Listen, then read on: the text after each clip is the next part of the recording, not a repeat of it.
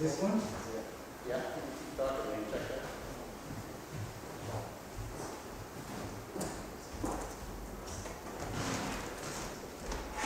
You want him to keep trying because he's trying to get the level on it. Pardon me?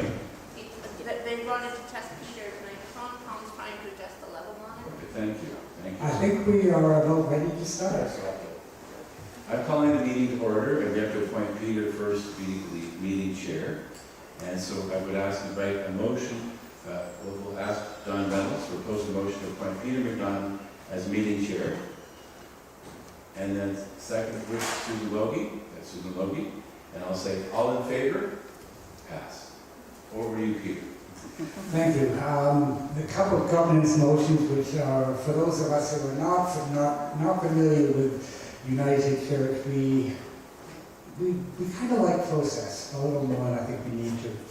I move that Don Reynolds moves and Susan Logie seconds that we extend voting privileges to all persons present. All in favor? Thank you. Our Secretary of Council, Julia Stevenson, is away right now, so John Joseph has agreed to be recording secretary for the meeting. Is that acceptable to everybody? Thank you. The first motion that is being made is that Mark Varma. Next slide. Next slide. Next slide.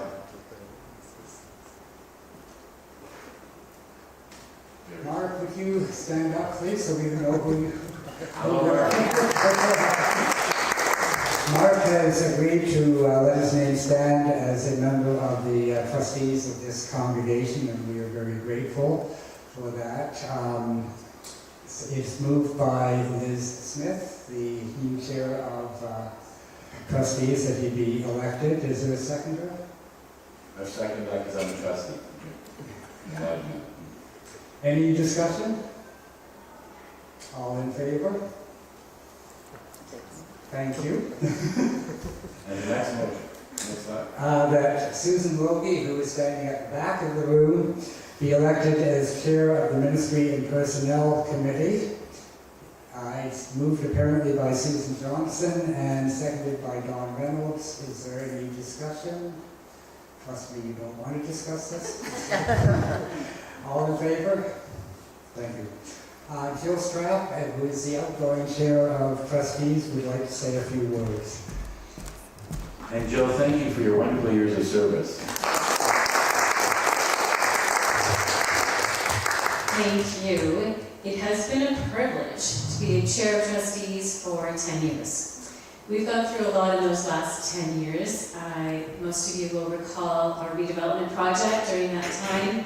We also were on executive council during a difficult time during the pandemic and all the changes that that brought, as well as the removal of the oil tank in our front yard, which was a completely unexpected undertaking and cost us almost $300,000 to remove and remediate the soil that the oil had seeped into. So it has been quite a time of transition, but I'm grateful to all the trustees who have past and present who have been on that journey with me.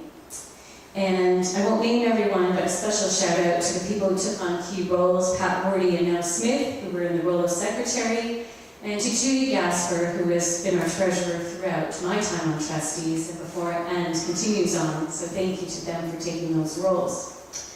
And I'm also grateful to Liz Edge, our bookkeeper, and Neil Jacoby, who was our past treasurer, but continues as our trustees investment advisor. So I'm also very grateful that Liz Smith has agreed to take on the role of chair of trustees as of next Sunday. How about you make a big stand so people can see who you are? Very excited. I'm sure she'll be a capable chair. She brings excellent gifts to that role.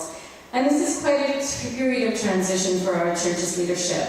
In particular, key long-time leaders Neil Jacoby, Susie Morris, and Susanna Roth have stepped down in the past 8 months.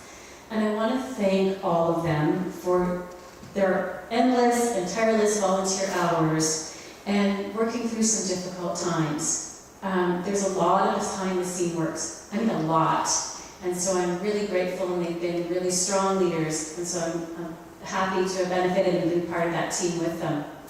So this is a time of transition, but I'm hopeful and thankful that new people have stepped up for key executive council positions and joining other committees. And that's good news for our little church. But there's still some key leadership positions to fill and committee roles.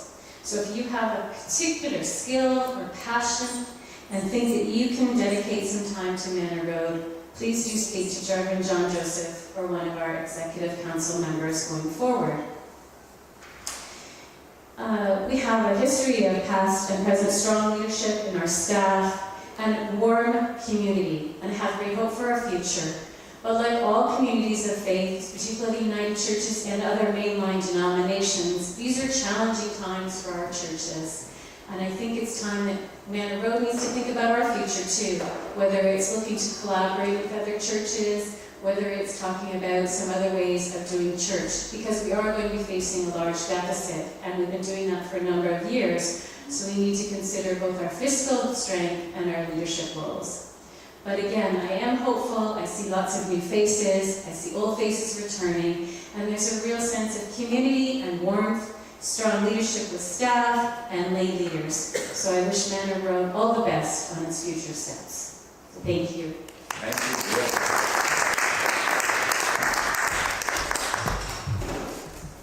Thank you, Jill, and I also would like to thank all who are working in any capacity in this congregation to make this place the great place that it is. Is there any other business? I would welcome a motion to adjourn, and we have coffee and refreshments. Hold on, last thing. So reach out to the people next to you and hold hands down.